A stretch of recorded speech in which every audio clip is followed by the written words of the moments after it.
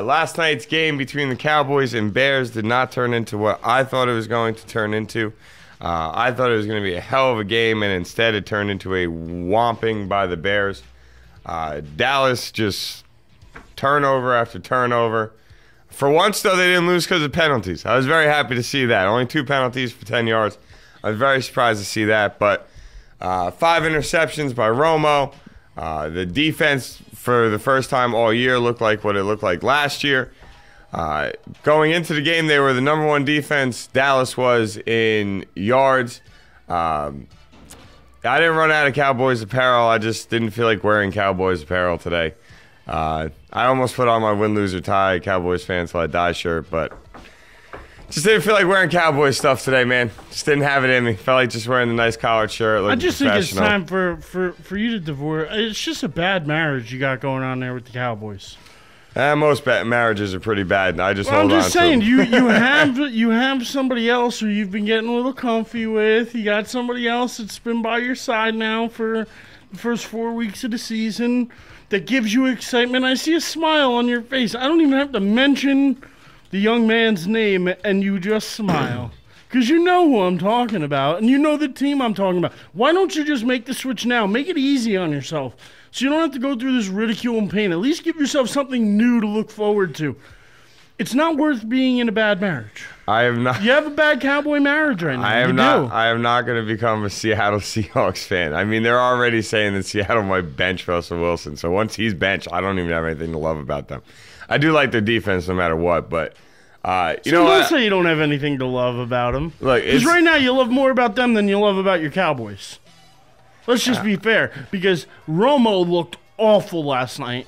Des Bryant just dropped passes. Look, I know he had 100 yards for a second time in his career, 8 catches. Seems like on paper he had a good game, but if you watch the game, I mean, there was one play going down the sideline in the fourth quarter where he was, about 8 minutes to go or so, and he flat out let a ball go right through his hands where he would have ran for like a 50-yard touchdown. Yeah, he would have been out. You know what I mean? Like, he just, I don't know what it is with Des Bryant. It's almost like he doesn't care. I don't know what it is with Des Bryant either, to be completely honest with you. When it really comes down to it, you watch Des Bryant play the game, and he has moments where you're like, man, you could be a freak for a long time. And then there's other moments where you're like, get your head out of your ass and start playing the game. Romo, all in all, look, the 5 interceptions, I can take 2 out of there for miscommunication and the lack of a catch by Ogletree where it just bounced off his chest. And that was the worst part about Dallas's turnovers. More than anything else was the timing of them. The final 2 interceptions, they were down and for almost forcing it. You could tell that Dallas felt the same way, hence why they put Kyle Orton in for Romo. That you could just tell Romo stopped thinking game plan and playing football, and Romo just started throwing the ball thinking that maybe some way he could lead him on a comeback. But, their timings for the turnovers were the definition of the game yesterday. When it really comes down to it, you're down 10-0, or 10-0. The ball bounces off of Ogletree's chest, and you end up with a turnover, and then Chicago drives down the field and makes it 13. Whatever might have happened, and then the following possession or whatever, it's 17-7, and Dallas drives down, has to punt the ball.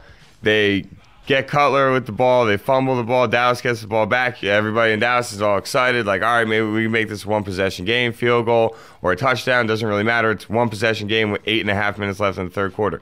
That's a winnable game. And on the following play, like immediately after, is when Romo gets hit from behind on, I don't know if he was trying to flip the ball to Witten. I don't know what he was trying to do. All I know is that he held the ball out like a freaking, like a little pancake or something, just had it out there. Ball gets smacked out. Lance Briggs picks it and goes to the house for a touchdown. You take away Chicago's 2 touchdowns to the house on defense, that's all of a sudden this game's more interesting than it appears on paper. One way or another, though, it's the same old story with the Dallas Cowboys. They figure out a way to help the other team beat them. Now, Chicago came out, had a great game plan. They had a good way to get, they had a solid offensive game plan on how to attack, what was going into the night. the best defense in the league yardage-wise, not points per game, which is really what you measure your defense on, but yardage-wise, they were going into the game as the best team in the league. And Chicago and Jay Cutler made their secondary and defense pretty much look like they might as well have not been out there. I mean, at times it looked like Cutler was playing 7-on-7. I mean, he just got the ball where he wanted to get it to, when he wanted to get it there. Like I said, Dallas had only 2 penalties for 10 yards, the least amount of penalties in like 9 games, dating back to last year, which is just sad, the fact that that's how long back you got to go before they had 2 penalties in a game. Offensive line can't create any room, struggles to create time for Romo. I mean, DeMarco Murray, 11 carries, 24 yards. You could tell Dallas wanted to get him the ball early, and it just wouldn't work. They kept ending up in 3rd and longs. But that's not really getting him the ball that often if he only had 11 carries. Well, yeah, but by the time you reach the second half, your first possession of the second half, Chicago pulls away by 2 touchdowns. Yeah, but you still can't just get one-dimensional. You still have to run the ball. You have to have the threat of the run. That's what opens up the pass. That's what creates mismatches. That's what, if they could just sit back and rush 4 or even rush 3 and drop everybody back in coverage, of course they're going to get picks. Of course there's going to be turnovers because they're just sitting back waiting for it.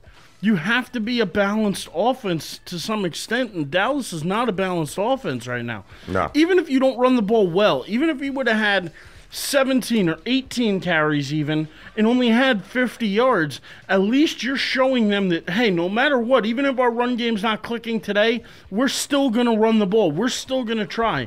And it still throws defenses off just that little bit.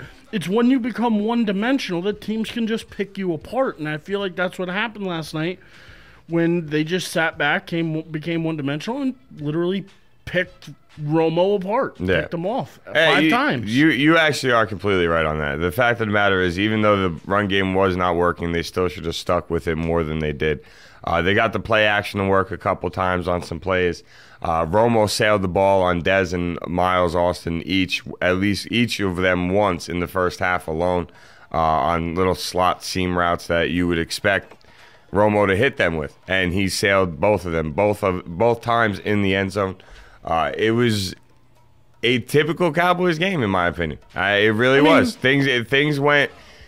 Little things went wrong, which Dallas let compound into big things, and it's the theme of watching the Dallas Cowboys. It really is. Well, I think the one positive that Dallas can take away from this game, though, game's over.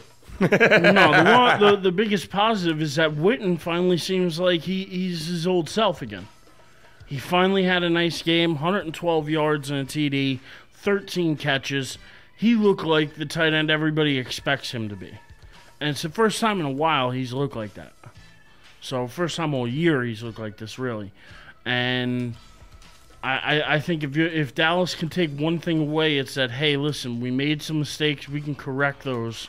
But it's good to see we got at least one weapon back, and now it's trying to get Murray more integrated in this offense. He was a big part of Dallas's offense last year.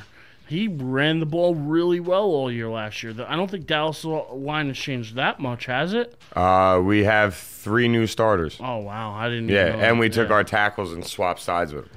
So our offensive line's completely different than what it was. Even still, you have to run the ball to some extent. And that's where I think gets a lot of teams in trouble. And I think that's why Green Bay's having a little more trouble this year, although they've started to run the ball better with Benson. I feel like that's part of the Saints' problems, is that they, kind of got away from running with Pierre Thomas and Darren Sproles, and everything's become more passing. And, again, it's because teams are behind, but you still have to remain balanced in some way. And I feel like Dallas has gotten away from that.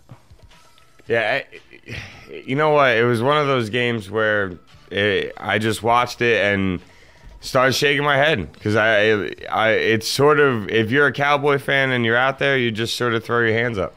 I'm not overreacting. I mean, this Cowboy team is pretty much exactly what I thought they were going to be when the season's all said and done. They're going to be right around 500. They're either going to be a game over or a game below it or right at it. That to me is what this team is. The fact of the matter is they're loaded up with talent and they don't execute when they need to execute. Huge 3rd and 6 when the game's still a playable game and the game that Dallas is still in. Romo throws the ball right to Dez Bryant right here. and the ball goes through his hands and right into his face, and he drops the ball on 3rd and 6 for settle for a field You goal. sure that wasn't Ogletree? No, this one, the one I'm talking about is Des Bryant. Then you got the Des Bryant drop that you were talking about in the 4th quarter. Now, at that point, the game was pretty much over, but you still got to make that play. It's that damn simple. You got to make that play because all of a sudden, you don't know what can happen in the game of football. For all you know, you score that touchdown, and Chicago fumbles on the kick return. No, the game wasn't over at that point. They were down 2 scores. I think that would have got them back within reach, of where they needed to be to attempt to come back. I mean, it would have been really hard. Like I said, it was around the 7-minute mark or the 8-minute mark of the 4th quarter. But it still would have been enough to at least try and like an onside kick and try something crazy, and you never know what can happen. You can't have those drops, though. Especially, we were listening on the ride down to all these people talking, and they're absolutely right. In your 3rd year in the league, you should be pretty much ready to go. You shouldn't be, running routes the wrong way. You shouldn't be doing some of the things you're doing. You need to know where you need to be. You need to have that rapport with your quarterback. I'm wondering almost why it seems like Romo is off with these receivers. Does he not work with them in the offseason? Does he not? Looks like it, right? It looks like he really didn't do any offseason work with these guys. Yeah. The only guy that he's consistently been able to rely on this entire year has been Miles Austin. Yeah. And that's the one guy that missed the most offseason time.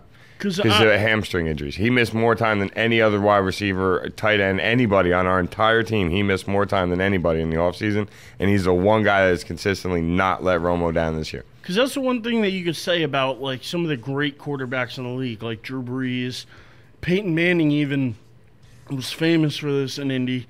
So he got together with his wide receivers in the offseason and worked on things and worked on timing and worked on routes. Even when there weren't mini camps, even when, just dating back to when the lockout happened, or Brees putting his team together and getting people to work together and getting on the same page. It doesn't seem like Romo does any of that. Does any of that extra work when the season's over? Kind of, he's playing golf. He picks up a pretty girl, hits up a golf course and a couple islands, and waits till the next season starts.